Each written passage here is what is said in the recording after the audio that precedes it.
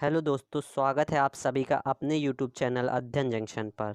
हम लोग बाल विकास एवं सीखने की प्रक्रिया का फास्ट रिवीजन कर रहे थे, तो उसी वीडियो में आज हम अपना नेक्स्ट पार्ट करने जा रहे हैं। तो चलिए स्टार्ट करते हैं। तो आज का पहला क्वेश्चन है, पावलोव का संबंध प्रतिक्रिया सिद्धांत उदाहरण सहित स्पष्ट कीजिए। हमें पावलोव ने जो सिद्धांत दिया है उसका वर्णन करना है। इस सिद्धांत का शिक्षा में महत्व बताइए, और जो शिक्षा में उसका महत्व है वो हमें बताना है। और देखते हैं पावलोव के संबंध प्रतिक्रिया सिद्धांत क्या है। इस सिद्धांत का चित्र भी बनाइए। अब ये क्वेश्चन डीएलएड 2018 में आया हुआ भी है। ये पहली बात हमें यहाँ से ये पता चल रही है कि संबंध प्रतिक्रिया सिद्धांत पावलोव जी ने दिया। अब हम इस सिद्धांत को देखते हैं क्या है। पावलोव जी ने बताया कि सीखना एक अनुकूलित क्रिया है। उन्होंने बताया कि भोजन को देखकर अगर हमारे हमारे मुंह से ला टपक रही है तो वो स्वाभाविक है, पर अगर कोई अस्वाभाविक उत्तेजक उस भोजन को देने से पहले ला दिया जाता है या कर दिया जाता है तो वही क्रिया उन्होंने संबंध प्रतिक्रिया बता दी है।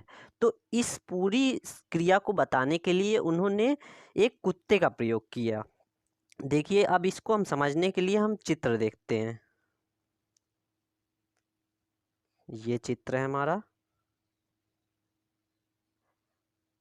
तो ये पूरी क्रिया उन्होंने कुत्ते पे किया। उन्होंने पहले क्या, कुत्ते को कुछ दिनों तक भोजन ऐसे दिया, फिर घंटी बजाई, घंटी बजा के भोजन दिया। पर जब कुछ दिनों बाद उन्होंने केवल घंटी बजाई तो तब भी कुत्ते के मुंह से ला टपक रहा था। तो मतलब घंटी बजाते ही कुत्ते के मुंह से ला टपकने लगा। तो यही पूरी क्रिया उन्होंने बताया कि संबंध सहज क्रिया या संबंध प्रतिक्रिया क्रिया है। घंटी के प्रति कुत्ते की इस प्रतिक्रिया को उन्होंने बता दिया कि संबंध सहज क्रिया। अब ये आप स्क्रीनशॉट इसका ले लीजिए। पूरा वही चीज़ है, एक्सप्लेन हमने अभी जो किया है। अब हम चलते हैं नेक्स्ट क्वेश्चन पे।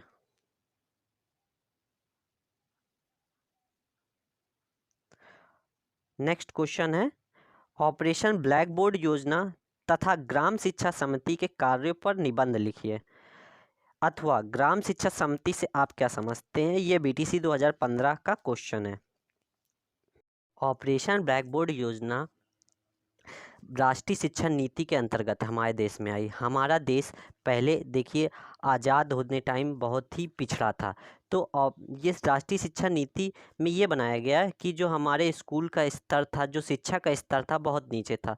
वहाँ पास ना ही स्कूल में भवन थे, ना बैठने की व्यवस्था थी, ना ब्लैक बोर्ड था, ना चौक थी, ना बच्चों के लिए पीने के लिए पानी था, ना शौचालय था। बहुत ही असुविधा थी मतलब पढ़ने में। तो इस योजना के तहत स्कूलों में कम से कम न्यूनतम जो आवश्यकताएं हैं बच्चों की, उनको ध्यान में रखते हुए ये योजना चालू की गई। बस उन्हीं को पूरा करने के लिए ये योजना बनाई गई। तो इस योजना का नाम रखा गया ऑपरेशनल ब्लैक बोर्ड। अब देखिए, ऑपरेशन ब्लैक बोर्ड प्रायः विद्यालयों में न्यूनतम आवश्यक सुविधाएं उपलब्ध कराने की योजना है। इस योजना के अंतर्गत विद्यालयों को न्यूनतम सुविधाएं उपलब्ध कराई गई। मतलब जिन स्कूल में भवन नहीं है वहाँ भवन निर्माण कर दिया जाए, पीने का पानी नहीं है तो पीने का पानी के लिए हैंडपंप लगा दिया जाए। इस इस इस योजना में बहुत सी स्कीम थी, जिसमें खूब सारी आप बच्चों की सुविधाओं के लिए जो जो कर सकते थे वो गवर्नमेंट ने बनाई थी। अब देखिए, राष्ट्रीय शिक्षा नीति 1986 के अंतर्गत यह निर्णय लिया गया कि प्राथमिक स्तर पर समाज में बच्चों की शिक्षा में एकरूपता हो। अब देखिए, यहाँ पर हमने बताया था, तो ये राष्ट्रीय शिक्षा नीति के अंतर्गत ये आई थी। इसके लिए सभी बच्चों में प्राथमिक शिक्षा अधिगम हेतु प्राथमिक शिक्षा के क्षेत्र में विद्यालय स्तर पर शिक्षा में न्यूनतम शैक्षिक सुविधाएं उपलब्ध कराने हेतु ऑपरेशनल ब्लैक बोर्ड योजना लागू की गई।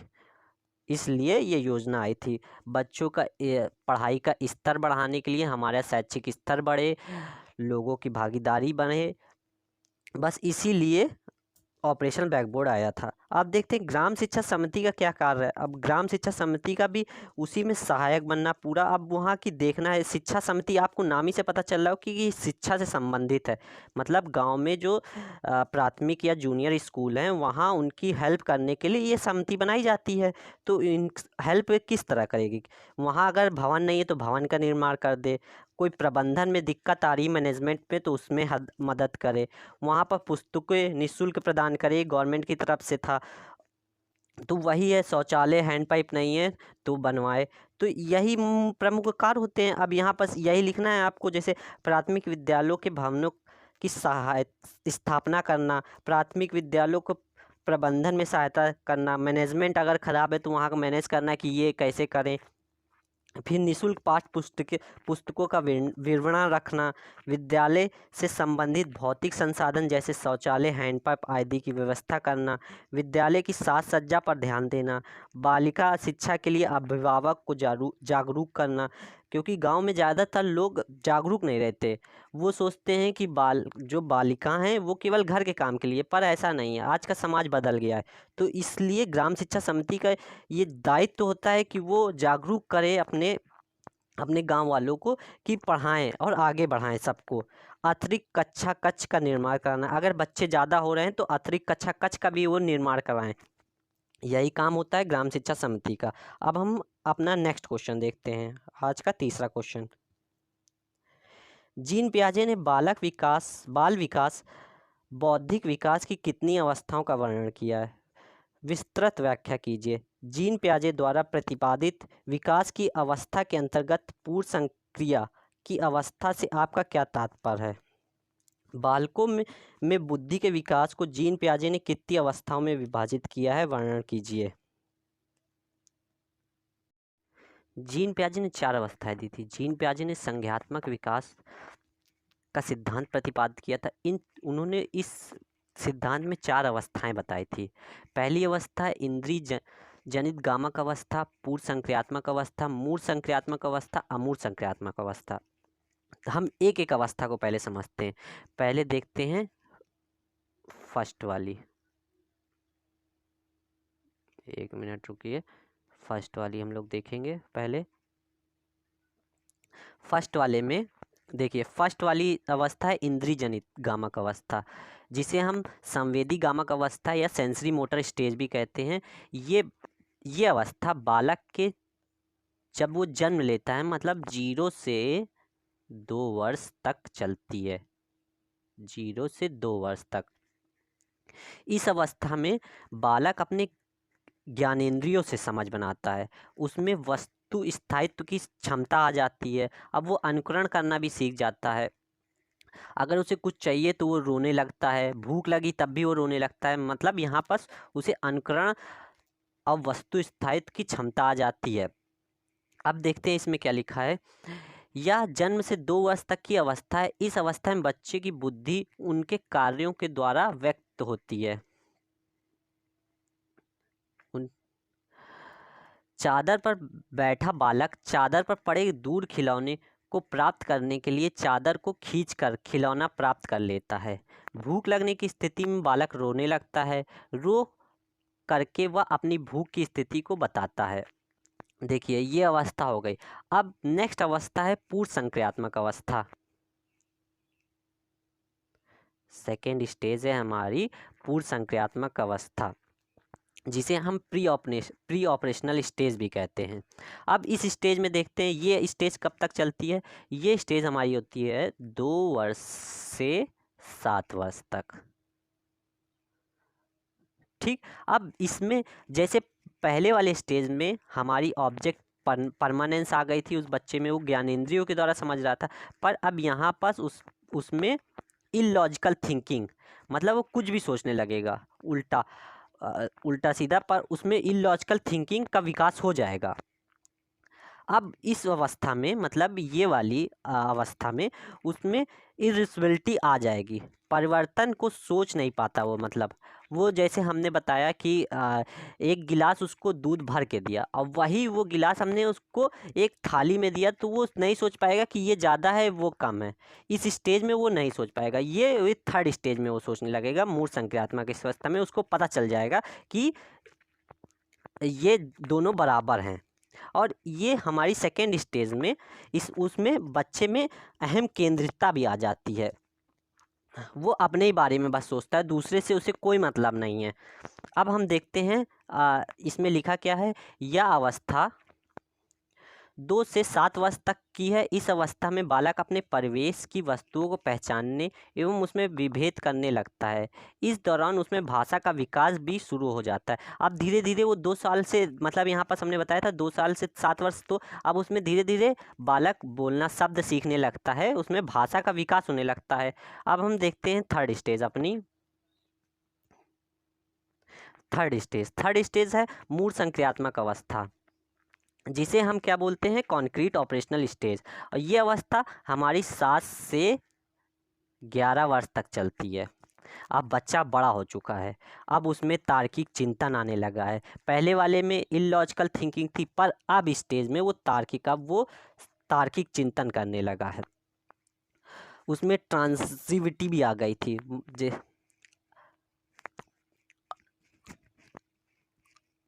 अब हम थर्ड स्टेज देखते हैं, मूर्त संक्रियात्मक अवस्था, जिसे हम कॉन्क्रीट ऑपरेशनल स्टेज भी कहते हैं, जो 7 से 11 वर्ष तक चलती है। एक मिनट रुकिए। थर्ड स्टेज जो हमारी 7 से 11 वर्ष तक चलती है, इसमें बच्चे में तार्किक चिंतन आ जाता है, वो तार्किक रूप से सोचना आरंभ कर लेता है। अभी हमने बताया था मूर्त संक्रियात्मक अवस्था में बच्चा इरेजबिलिटी नहीं सीख पाता है। मतलब वो उल्टा सीधा हम अगर कर देंगे तो नहीं समझ पाएगा, पर इस अवस्था में वो उसमें तार्किक चिंतन होने के कारण अब वो समझने लगता है। जो हमने अभी एग्जाम्पल दिया था कि ग्लास पूरा भरा है पानी से, अगर हम उसको थाली में डाल देते हैं तो वो दोनों बराबर है। अब उसमें ये इस अवस्था में वो जानने लगेगा कि हाँ दोनों बराबर है। पर यही सेकेंड अवस्था में था, जब वो मूर्त संक्रियात्मक अवस्था में था, तब उसको लगेगा कि गिलास वाला ज़्यादा है और जो थाली में उसे दिया गया वो कम है। तो हम ये देखते हैं क्या यहाँ लिखा है। यह अवस्था 7 से 11 वर्ष तक है। इस अवस्था में बालक किसी वस्तु एवं घटना के बारे में तार्किक रूप से सोचना आरंभ कर देता है। अब हम देखते हैं फोर्थ अवस्था क्या है, अमूर्त संक्रियात्मक अवस्था, जिसे हम इंग्लिश में बोलते हैं फॉर्मल ऑपरेशनल स्टेज। फोर्थ अवस्था ये हमारी चलेगी 11 से उसके अबव। ठीक, इस अवस्था में उसमें लॉजिकल थिंकिंग आने लगती है। अमूर्त के लिए, अभी तक उसके लिए देखिए यहाँ पास मूर्त के लिए था, अब यहाँ पास अमूर्त के लिए उसे लॉजिकल थिंकिंग आने लगती है। अब वो सोचने लगेगा, समझने लगेगा, सब उसे दुनिया की परख हो जाएगी। अब वो परिकल्पना भी करना सीख जाएगा। अब हम देखते हैं यह अवस्था 11 वर्ष से आगे की है। इस अवस्था में भाषा संबंधित योग्यता, संप्रेषणशीलता की का विकास अपनी ऊंचाई को छूने लगता है। अब वो 11 वर्ष का हो गया, मतलब वो बड़ा हो रहा है। अब उसमें संप्रेषणशीलता मतलब वो कम्युनिकेशन अच्छे से सीखने लगेगा। बालक में अच्छी तरह से सोचने, समस्या समाधान करने एवं निर्णय लेने की क्षमता का विकास होगा। अब वो खुद अपनी समस्या का समाधान कर सकता है, वो खुद निर्णय लेने लगेगा कि ये सही है ये गलत है। यही अवस्था में, अमूर्त संक्रियात्मक अवस्था में। अब हम अपने अगला क्वेश्चन देखते हैं। बच्चों में सृजनात्मक क्षमता का विकास किस प्रकार किया जा सकता है। अब इसमें क्वेश्चन में पूछ रहे हैं कि बच्चों में सृजनात्मक क्षमता का विकास हम किस किस तरह करेंगे। तो बच्चों में सृजनात्मकता विकास करने के लिए निम्न उपाय होने चाहिए। तो पहला उपाय क्या है, मानसिक स्वास्थ्य। अगर बच्चे का मानसिक स्वास्थ्य अच्छा होगा तो उसमें सृजनात्मकता, क्रिएटिविटी जल्दी आएगी, वो कुछ नया कर पाएगा। अगर वो मानसिक स्वास्थ्य नहीं है, उसका मानसिक स्वास्थ्य बेकार है, तो वो सोच ही नहीं समझ ही नहीं पाएगा कि क्या करें क्या ना करें, तो क्रिएटिविटी का नाम ही नहीं होगा। इसलिए हमारा मानसिक स्वास्थ्य निर्भर करता है सृजनात्मकता के लिए। तो अब यहाँ पर देखिए क्या लिखा है, किसी भी बालक में सृजनात्मकता विकसित करने के लिए दो दशाएं आवश्यक है, मनोवैज्ञानिक सुरक्षा एवं मनोवैज्ञानिक स्वतंत्रता। स्वतंत्रता और सुरक्षा दोनों आवश्यक है। अगर आप स्वतंत्र नहीं हैं तो आप क्रिएटिव नहीं हो सकते हैं। क्रिएटिव होने के लिए आप स्वतंत्र होना आवश्यक है, तभी आप कुछ नया सोच पाएंगे। अब देखिए, जब बालक मानसिक रूप से पूर्ण स्वस्थ होता है तभी ये दोनों स्थितियां बनती हैं। अब अतः इन दोनों स्थितियों को प्राप्त करने के लिए बालक का स्वस्थ होना आवश्यक है। यहाँ बस अब हम सेकंड में पढ़ते हैं, तथ्यों का ज्ञान। अगर उसे कुछ ज्ञान ही नहीं है तो वो नया बना ही नहीं सकता है। जैसे आप इंजीनियरिंग कर रहे हैं तो आपने पढ़ा, फिर तभी आप अपने क्रिएटिविटी माइंड से देखिए, लोगों ने पुल बना दिए अपने क्रिएटिविटी लेवल से, नए नए पुल बन रहे हैं, नए नए मूर्तियों का निर्माण हो रहा है, बुर्ज खलीफा बन गया। ये किसी न किसी की क्रिएटिविटी तो थी, तो वो उसने अपने ज्ञान का उपयोग करके क्रिएटिविटी किया,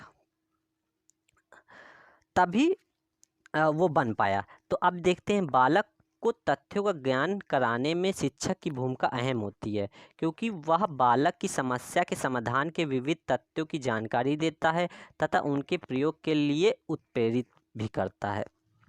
अब कोई मोटिवेट करेगा कि तो उसके लिए मोटिवेट करेगा तो आप और क्रिएटिव होंगे।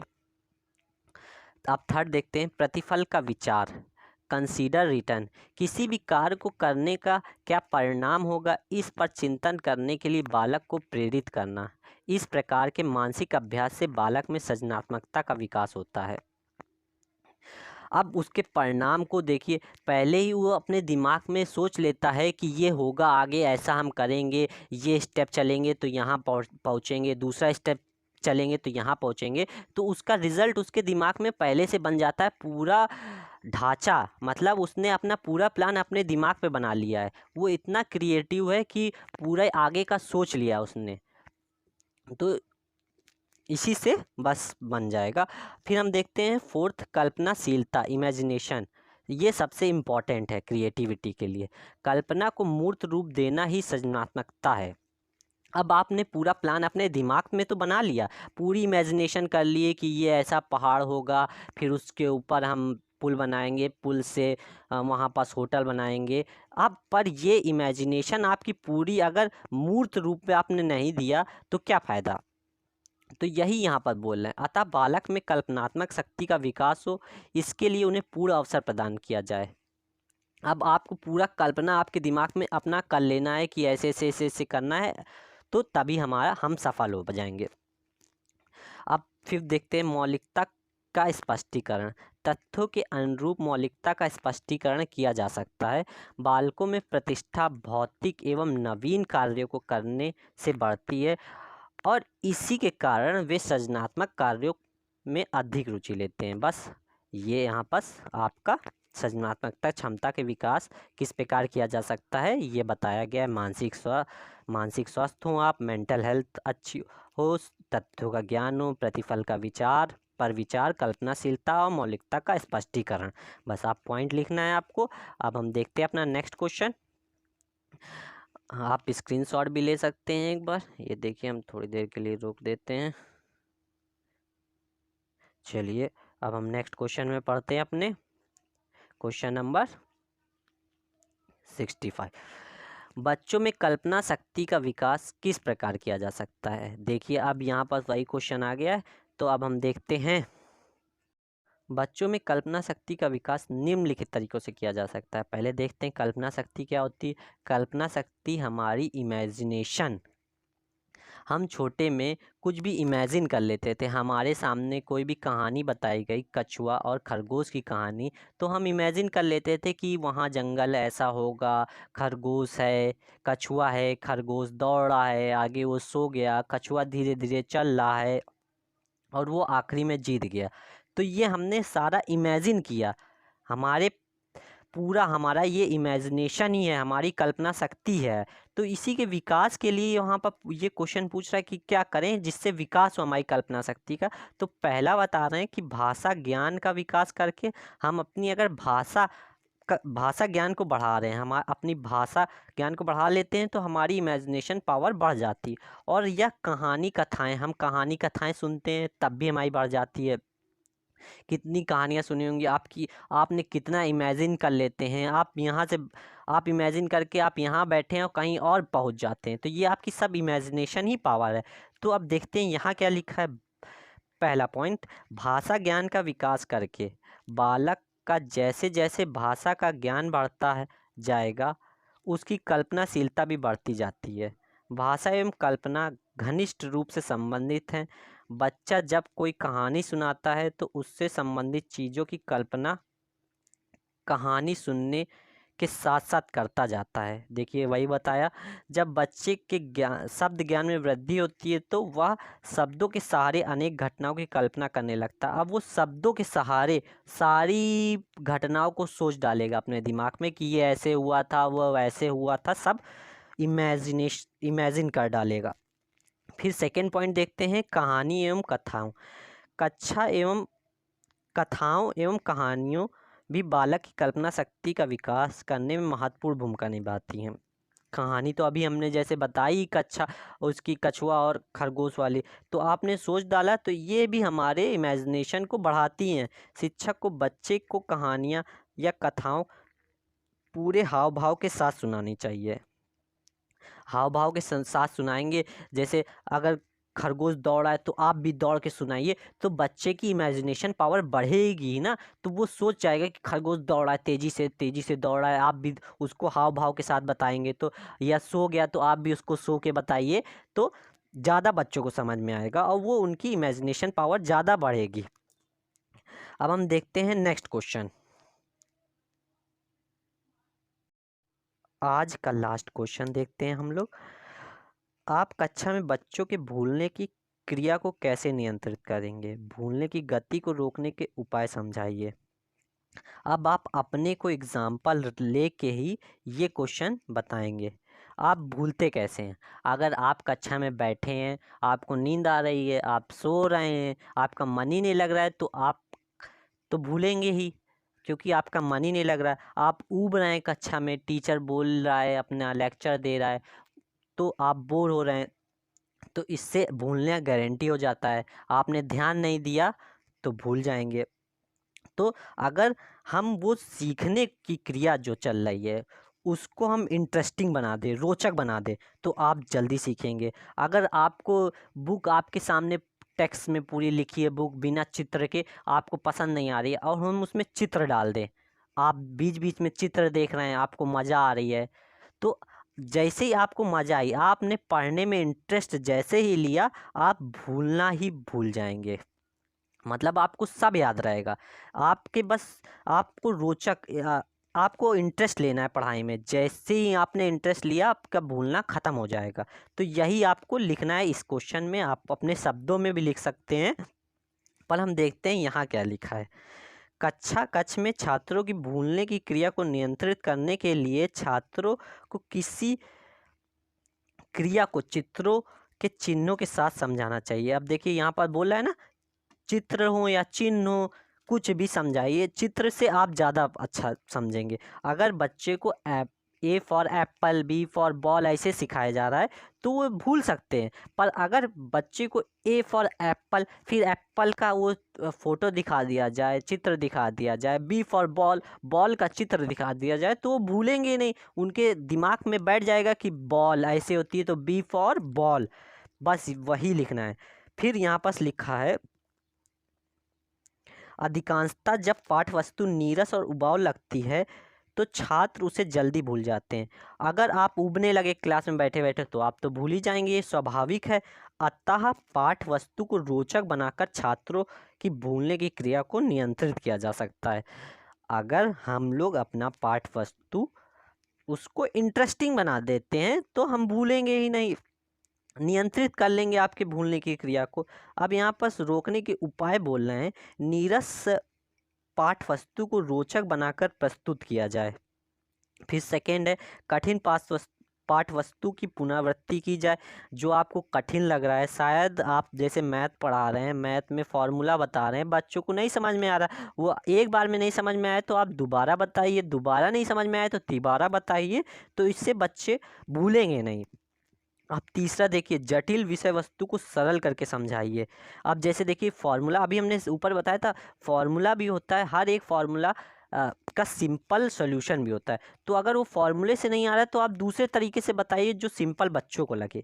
आप फोर्थ देखिए, पाठ वस्तु को चित्रों और चिन्हों की सहायता से समझाइए। अभी हमने ही बताया था कि अगर वो ए फॉर एप्पल आप बिना चित्र के बता रहे हैं तो बच्चे भूल सकते हैं, पर आप चित्र बता रहे हैं, चित्र लगा के कि ये देखिए बच्चे, और आप यह दिखा दे रहे हैं उसको मूर्त रूप में, तो बच्चे वो तो और अच्छा है, टीएलएम का प्रयोग करके तो भूलेगा ही नहीं। तो यही हमारे उपाय हैं। तो आज के लिए बस इतना ही। अगर आपको ये वीडियो पसंद आया हो तो लाइक कीजिए, सब्सक्राइब कीजिए और प्लीज़ कमेंट में बताइए कि कैसा लगा हम मेरा वीडियो। धन्यवाद।